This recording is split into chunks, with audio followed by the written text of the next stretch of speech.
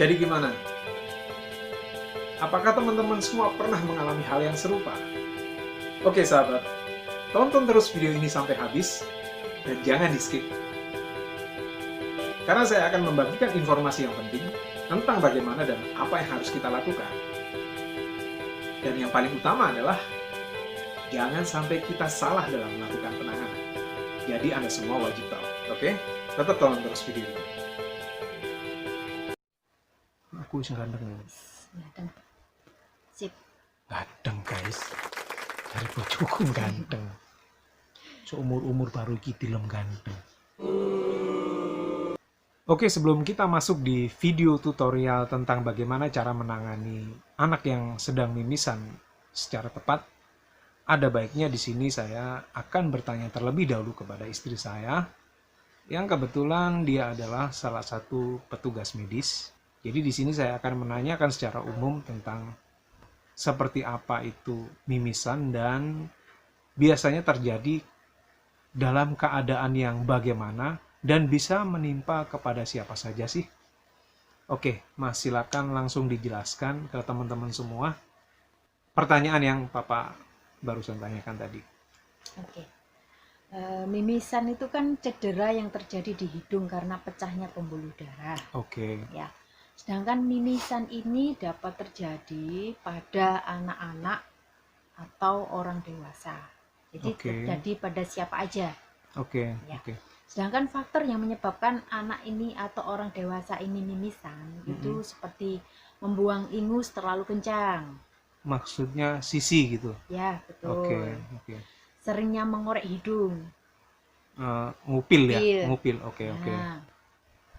Terus pilek yang lama tidak sembuh-sembuh, akhirnya jadi sinusitis, itu bisa menyebabkan mimisan. Oh, iya. Oke. Trauma termal seperti dingin, panas. Kalau dingin seperti di daerah pegunungan, dataran tinggi, itu bisa menyebabkan mimisan juga. Kalau panas, biasanya anak-anak kalau pas sekolah, waktu upacara, tiba-tiba kok keluar darah dari hidung, wah ternyata mimisan, pecahnya pembuluh darah dari hidung. Oh iya. Iya, Papa ingat Papa pernah ngalamin kejadian seperti ini pas upacara. Jadi mungkin buat sahabat semua yang pernah mengalami hal yang serupa, silakan tulis di kolom komentar ya. Oke, lanjut Mas. Terus merokok, itu kan menyebabkan udara kering kan di hidung. Oke. Itu bisa menyebabkan mimisan juga. Hati-hati ya buat kalian yang perokok. Trauma benda seperti pukulan. Oke. Itu bisa. Tumor di hidung bisa. Dan penyakit-penyakitnya lain seperti hipertensi, leukemi dan lain-lainnya masih banyak lagi. Seperti itu. Jadi intinya secara umum adalah hal ini bisa menyerang kepada siapa saja, termasuk anak-anak dan orang dewasa gitu ya, Mak. Betul. Dan hal ini pun juga biasa terjadi pada saat kita mengorek atau ngupil terlalu dalam gitu ya. Nah, itu bisa mengakibatkan hal seperti itu. Terus ini yang paling sering adalah kalau kita sisi sampai powerful itu, sampai sorot gitu, yang kebablasan itu berpotensi akan menyebabkan itu ya, mimisan itu. Soalnya kan ada tekanan, jadi pembuluh darahnya jadi pecah. Oke, masuk akal. Oke, kita langsung aja masuk ke video tutorial bagaimana cara mengatasi atau menangani, terutama memberikan pertolongan pertama yang tepat buat anak kita ataupun siapapun yang ada di sekitar kita apabila terkena mimisan gitu ya. Tetap tonton terus, jangan di skip karena ini sangat penting buat kita semua.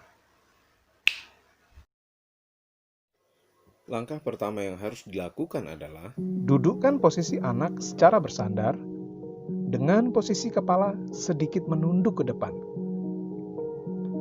Atau kita bisa merebahkan, tapi dengan catatan harus diberi bantalan pada kepala dengan posisi yang lebih tinggi. Hal ini semua berfungsi supaya darah tidak mengalir ke arah belakang. Pertanyaan saya, Apakah pernah di saat Anda mengalami pendarahan pada hidung yang tanpa Anda sadari, tiba-tiba secara refleks langsung mendongakkan kepala ke arah atas? Apabila sahabat pernah mengalami hal seperti ini dan melakukan cara seperti itu, maka sangat tidak dapat dibenarkan. Sekali lagi, sangat tidak dapat dibenarkan. Seperti kita tahu bahwa saluran hidung akan selalu berhubungan dengan saluran telinga dan tenggorokan, di mana hal tersebut dapat memicu tertelannya darah yang bisa berakibat batuk dan mual. Dan langkah yang kedua adalah segera bersihkan sebisa mungkin sisa-sisa darah yang mengering pada hidung, terutama apabila ada sisa gumpalan darahnya. Ini Anda dapat menggunakan dengan kapas atau tisu bersih atau juga kain yang bersih. Lalu jepit kedua cuping hidung dengan jari tangan Anda selama kurang lebih sekitar 5 menit.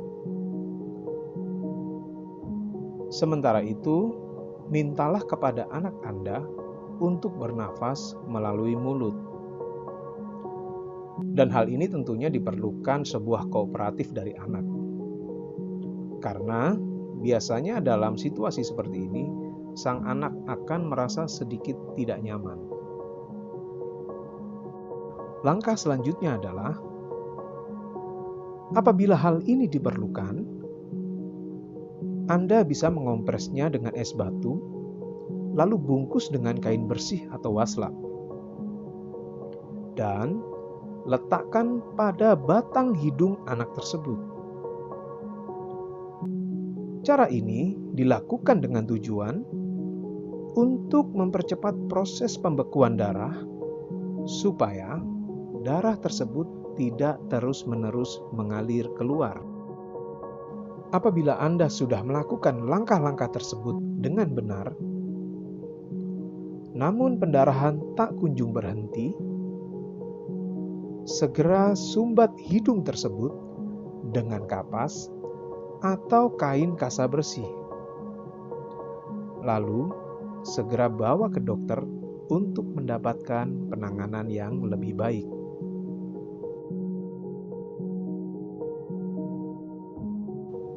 Disinilah letak betapa pentingnya sebuah pemahaman dasar tentang bagaimana cara memberikan pertolongan pertama kepada seorang anak yang tiba-tiba mengalami pendarahan hidung atau mimisan. Oke, sahabat, terima kasih sudah menonton video ini sampai habis. Barangkali Anda pernah mempunyai pengalaman yang sama, silakan cerita dan tulis di kolom komentar.